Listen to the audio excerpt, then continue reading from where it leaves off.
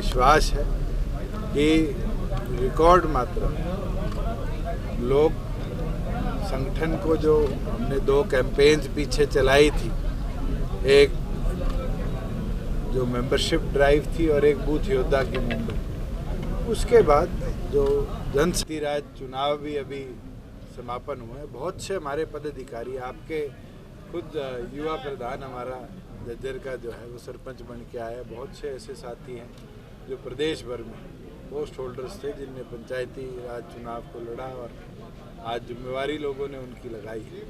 मैं मानता हूँ कि जो हमारे उम्मीद है, विश्वास है जनता का, वो और बढ़ाया जाएगा।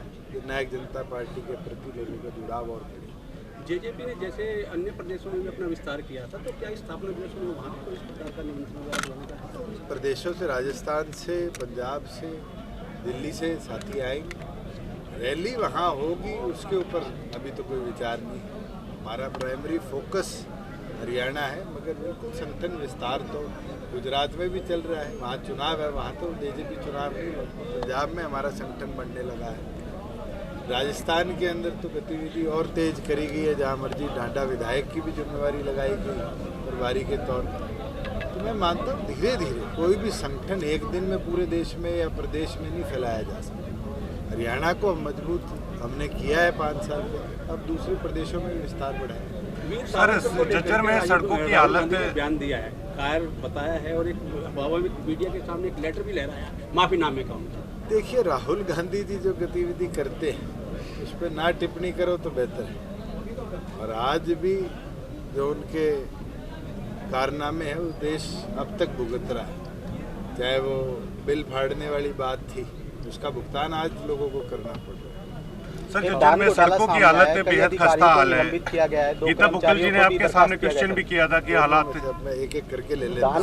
सड़कों की दोनों ले लेता हूँ। सड़कों की हालत आपने बात करी। Sir, let me complete once, एक बार कंप्लीट होने दीजिए, फिर इसका जवाब दे देता हूँ। तेरे वाला ज्यादा लंबा चलेगा। नहीं, लंबा नहीं चलेगा। जहाँ आपने धान घोटाले की बात, जुंडला के अंदर हमने सीएम फ्लाइंग से चेकिंग करवाई थी, जहाँ पर कई स्कूटर के नंबरों पर गोश्त परचेजेस शुरू करी गई और तुरंत उसको रोक लिया गया। तो उसके बाद प्रदेश भर में हमने डिप्टी कमिश्नर्स की ड्यूटी लगाई थी कि एक एक व्हीकल जो ट्रांसपोर्टर लिस्ट कराता है उसको वाहन से ट्रेस बैक किया गया। 9 जिलों की रिपोर्ट आ गई, एक भी ऐसा व्हीकल नहीं मिला जो अदर देन ट्रांसपोर्ट व्हीकल हो। और दूसरी ओर जो बचे 13 जिलों की रिपोर्ट जैसे जैसे आएगी, उस पर भी अगर कोई ऐसी व्हीकल के नंबर आए बिलिंग के अंदर जो कि 2 व्हीलर है, 3 व्हीलर है, गाड़ियाँ हैं, तो उनके खिलाफ, उनके ओनर्स के खिलाफ और उनके ट्रांसपोर्टर्स के खिलाफ भी हम कार्रवाई करें। जहाँ बात आई कि पैडी परचेज की, उसके अंदर क्योंकि मार्केटिंग बोर्ड इन गेट पास और एग्जिट गेट पास निकालता है, मार्केटिंग बोर्ड के वो अधिकारी जो इसमें इन्वॉल्व थे, कल उनको निलंबित भी कर दिया गया, 2 को टर्मिनेट भी कर दिया। रेजिमेंट को लेकर काफ़ी समय से लोग अपनी मांग को लेकर बैठे हुए हैं। गुड़गांव में पुलिस पर पथराव भी किया है उन लोगों ने, तो इसको लेकर क्या? गवर्नमेंट ऑफ इंडिया के विचाराधीन मामला है। मैंने तो स्वयं पार्लियामेंट का मेंबर था जब भी ये बात रखी, और उसका रिप्लाई आया था कि आज़ादी के बाद कोई भी कास्ट बेस रेजिमेंट नहीं बनी, इसलिए कुमाऊं रेजिमेंट बनाई गई थी। अब केंद्र सरकार उस पर क्या निर्णय लेती है तो समय बताएगी। सर, सड़कों की हालत है ना, आप भी बेहद खराब है। विधानसभा में आपने कहा था कि ठीक करवाएंगे, लेकिन वो पैचेस भी अच्छी तरीके से नहीं लग रहे हैं। आप एक बार शहर में घूम के देखिए कि बेहद ही खस्ता हाल है। इंटरनल रोड की बात है, एक सड़क PWD की थी, उसका ऑलरेडी टेंडर हुआ है। पब्लिक हेल्थ की पाइपलाइन ले डाउन हुई थी।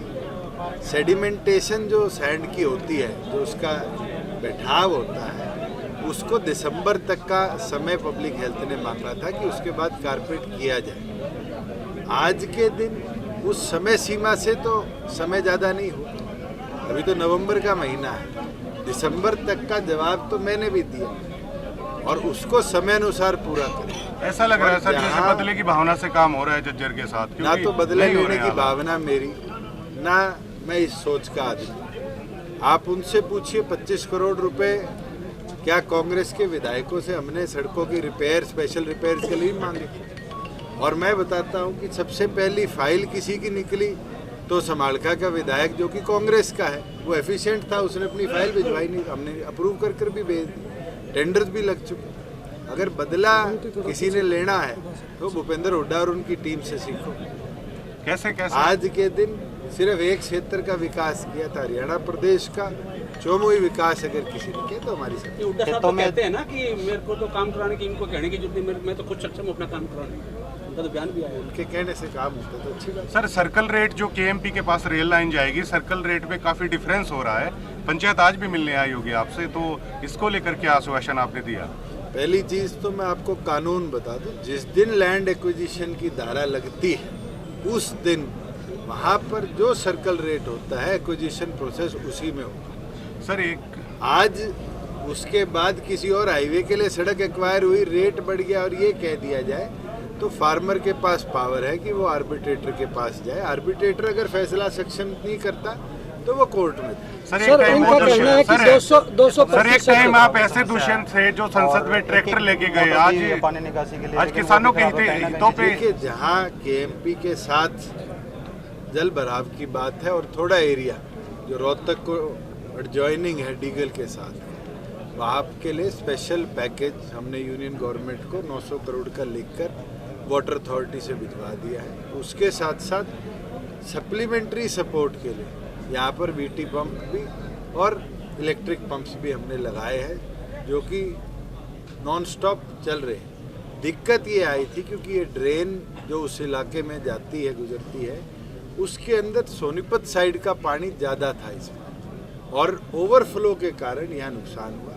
जहाँ नुकसान हुआ है वहाँ 100% जो 15,000 रुपये प्रति एकड़ की हमारी स्कीम है, किसान के खाते में हम डीबीटी करेंगे क्योंकि पंचायत का कोड ऑफ कंडक्ट लगा हुआ है 28 तारीख तक। ये प्रोसेस को रोक दिया गया था। जैसे ही पंचायत का कोड ऑफ कंडक्ट हटेगा, फार्मर्स को उनकी कॉम्पनसेशन उनके डीबीटी खाते में मिलेगी। आगे फसल बोने में भी तो दिक्कत होती होगी सर उनको। चेतावनी दी है सरकार की मुकदमे वापस नहीं लिए गए तो फिर आंदोलन हम शुरू कर देंगे, जाम लगाएंगे। कैसे देखिए, 5 मुकदमों को छोड़कर बचे जितने मुकदमे थे, हरियाणा सरकार की कमिटमेंट है और हमने कोर्ट को लिख कर दे दिया है कि हम विड्रॉ करेंगे। 5 वो हैं जिसमें एक तो आपके बहादुरगढ़ में रेप का मामला था, एक मर्डर का मामला था। ऐसे जो हीनियस क्राइम्स थे उनको हम प्रोसीड फर्दर करेंगे और वो स्पष्ट पहले दिन सरकार का जवाब। किसान यूनियन है 24 तारीख से रेल रोको अभियान शुरू कर रही है एमएसपी को लेकर। एमएसपी को लेकर कोई आश्वासन क्यों नहीं मिल रहा है? जो एमबीबीएस छात्र बॉन्ड्स की व्यवस्था के प्रति धरना दे रहे हैं, मैं उनसे भी आग्रह करूंगा कि इस पॉलिसी को एक बार समझने का काम। आपकी सिक्योरिटी सरकार बन रही है और उसके बदले में आपसे बॉन्ड ले रही है। आप सरकार से सिक्योरिटी ना बनवा, अपने पर्सनल फंड से उस व्यवस्था को, शिक्षा की व्यवस्था को आगे लेके जाइए। सरकार आपको रिस्ट्रिक्ट कर ही नहीं सकती। ये तो सिर्फ उन छात्रों के लिए है जो सरकार से अपने लोन के बॉन्ड को भरवाने का, सिक्योरिटी लेने का काम करें। और वो सरकार अपनी तरफ से भी चाहती है कि जब सरकार उनकी सिक्योरिटी देती है तो वो हरियाणा प्रदेश की सेवा भी निरंतर करने का काम करें। सर, मीनू बेनीवाल का जिक्र काफी हो रहा है। मीनू बेनीवाल का क्या मामला है? कॉरिडोर का जो मामला है उसमें किसानों का कहना था कि आपने 200% मुआवजे की घोषणा की थी डीसी रेट के, लेकिन अब 125 से 150%। देखिए, जो भी पॉलिसी है कॉम्पनसेशन की बड़ी फेयर एंड क्लियर है। अगर वो अर्बन लोकल बॉडीज से टचिंग है, किलोमीटर डिस्टेंस पे तो कम मिलेगी, फर्दर अवे है तो उसका ज़्यादा मिलेगा।